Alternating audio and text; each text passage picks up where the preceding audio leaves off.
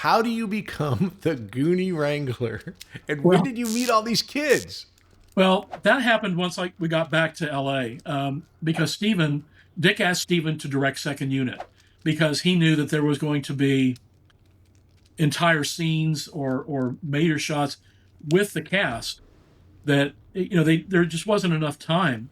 Because as you know, when you have 7 kids, they can only work a certain number of hours a day. They have to be in school. Mm-hmm. They were in every shot, just about. And so Dick needed someone who could shoot what needed to be shot and kind of follow Dick's lead. And Steven said, I'm your guy. And because I've directed before. And so he did that. And so we were, I was with Steven daily on stage 15, shooting the wishing well in the organ chamber and the water slide, while Dick was on stage 16 shooting the pirate ship stuff. And we would trade cast, back and forth. And Steven one day, Sean said he would go off, and the thing is, I don't blame them. Across the little alleyway on one of the adjoining sound stages, Pee Wee Herman was shooting Pee Wee's Big Adventure, his first film, and so the kids were like magnets. They would go over there and watch the shooting.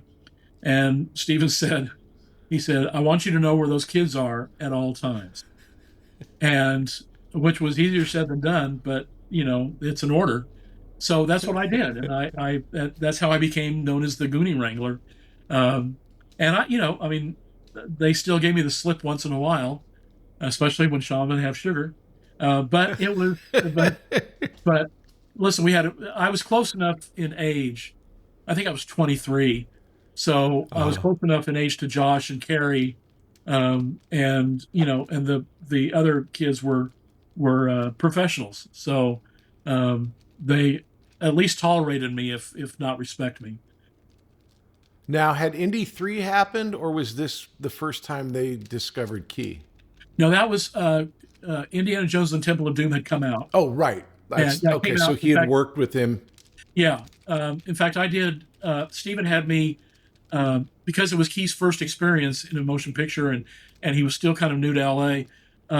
He had me chaperone Key to all his publicity interviews, things like that. And so I got to know Key that way. And so by the time Goonies was cast, Key already knew me well.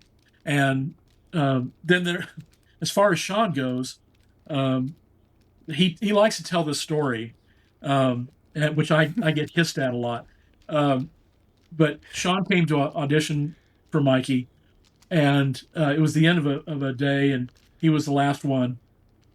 And so I was running camera for the casting session, and Steven said, okay, go get Sean. So I go out to the lobby and said, we're ready for you.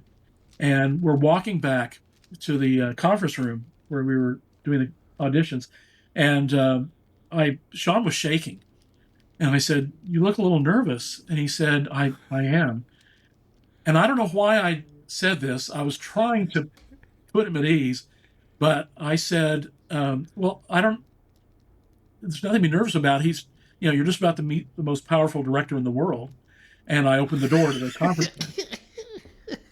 And Sean introduced himself about 40 times. And he didn't make it through the first take of the audition. These were sides that were written by Chris Columbus that didn't appear in the film. So he had memorized this stuff. And he said, damn. And I said, oh, you know what? I had a problem with the camera. And Dick said, good, you can do it again. Dug up all the rich stuff because we were too chicken to go for it.